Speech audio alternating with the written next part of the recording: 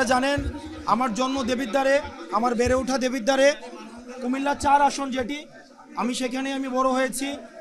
আমার বেড়ে ওঠা, আমার পড়াশোনা, আমার রাজনৈতিক উপলব্ধি বোধ শুরুই হয়েছে দেবিদ্বার থেকে। তো দেবিদ্বারের প্রয়োজনে আমরা দেখেছি দীর্ঘ আমার জন্মের পর থেকে আমরা দেখেছি যে দেবিদ্বার অবহেলিত, নিপীড়িত, আঞ্চলিক বৈষম্যের শিকার।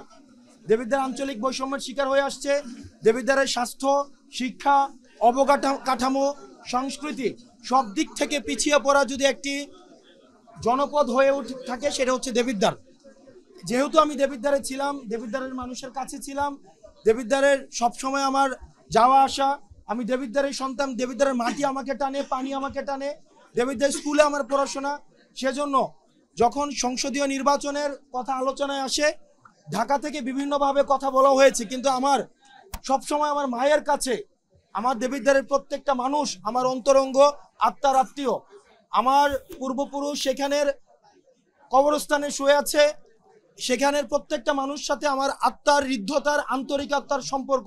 সেই জায়গা থেকে আমি উপলব্ধি করছি দেবিদ্বারের হয়ে আমি সংসদে দেবিদ্বারের প্রতিনিধিত্ব করতে চাই। দেবিদ্বারের হয়ে বাংলাদেশের নীতি নির্ধারণ, বাংলাদেশের এগিয়ে যাওয়ার যে যাত্রা, সংস্কারের যে যাত্রা, সংসদে দাঁড়িয়ে আমি দেবিদ্বারের প্রতিনিধিত্ব করতে চাই পুরো বাংলাদেশের সামনে।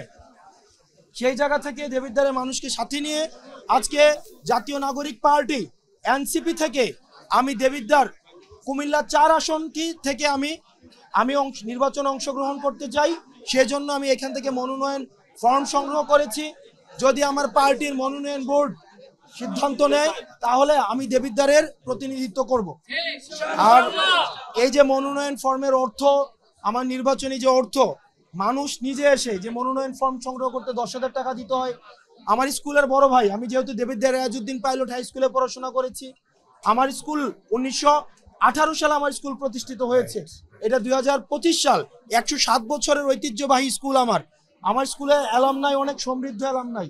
আমার স্কুলের বড় ভাইরা, আমার কলেজও আমার হচ্ছে কুমিল্লাতে, আমার বড় ভাইরা আমার এখানে অনেকে আছে যারা অন্য রাজনৈতিক দল করে, কিন্তু দেবিদ্বারের যেহেতু নেতৃত্ব শূন্য অবস্থায় ছিল, মাদকাসক্ত, আমাদের দেবিদ্বারে হচ্ছে সাংস্কৃতিকভাবে বিবর্জিত একটা জনপদে পরিণত হচ্ছে, তারা এগুলো দেখেছে এবং তাদের মধ্যে সচেতনতা তৈরি হওয়ার বোধ থেকে তারা আমাকে সমর্থন দিচ্ছে এবং তারাই হচ্ছে অর্থ সংগ্রহ করে এই যে মনোনয়ন বোর্ডের যারা আমার আশেপাশে দেখতে পাচ্ছেন, তারা 500 টাকা, 1000 টাকা, 200 টাকা, 300 টাকা দিয়ে এই অর্থ সংগ্রহ করেছে।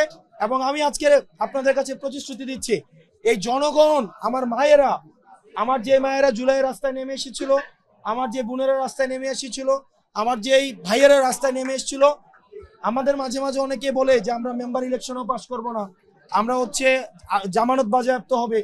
আমরা দৃঢ়ভাবে বিশ্বাস করি এই মনোনয়ন ফর্ম কেনার মধ্য দিয়ে দেবিদ্বার আসনটি জাতীয় নাগরিক পার্টি এনসিপির কুমিল্লা 4 আসনটি আজকে নিশ্চিত হয়েছে।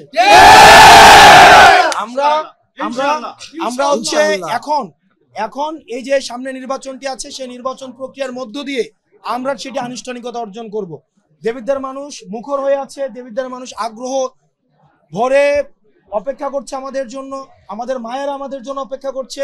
এমন হয়েছে যে আমাদের অনেক ফ্যামিলির আছে অন্য ক্রিয়াশীল রাজনৈতিক দলের, কিন্তু মায়েরা চায় আমরা যেন দাঁড়াই, আমাদের শিক্ষিত সমাজ চায় আমরা যেন দাঁড়াই। দেবিদ্বারের যে শিক্ষিত সমাজ, বিশ্ববিদ্যালয় পড়ুয়া সমাজ, চাকরিজীবী সমাজ, যারা ওয়ার্কিং ক্লাস ফ্যামিলি, যারা বিদেশে থেকে, আমার বাবা ওমানে ছিল, সৌদি আরবও ছিল, আমার বাবা দুবাইয়ে ছিল, ওয়ার্কিং ক্লাস খেটে খাওয়া মানুষ, তারা চায় আমরা যেন তাদের প্রতিনিধিত্ব করি। মানুষ আমার সাথে কানেক্ট করতে পারে, আমার বাবার সাথে কানেক্ট করতে পারে, আমার বেড়ে ওঠার সাথে কানেক্ট করতে পারে, আমার বিকাশের সাথে কানেক্ট করতে পারে, আমার শিক্ষার সাথে মানুষ সংযোগ করতে পারে, দেবিদ্বারে আমার বিচরণের সাথে মানুষ সংযোগ করতে পারে। সেই জায়গা থেকে আমরা প্রত্যাশী এবং মানুষের আকাঙ্ক্ষা বাস্তবায়নের জন্য আমরা কাজ করে যাব।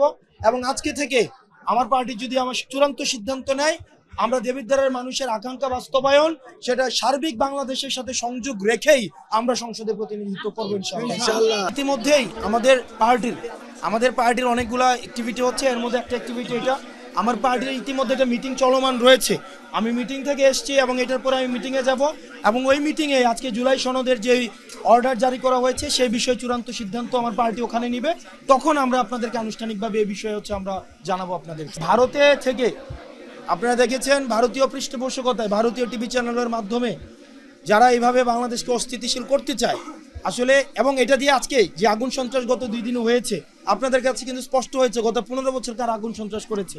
রাইট, তারা এখন 3টা মাস্ক লাগায়, একটা চোখে, একটা মুখে, একটা কপালে, একটা গালে মাস্ক লাগায়। এবং আমরা দেখেছি 10 তারিখ, 9 তারিখ, 8 তারিখের বিভিন্ন ভিডিও আজকে মিউজিক দিয়ে ছেড়েছে এবং 10 ডেসিমেলের নিচে কোনো আওয়াজ নাই।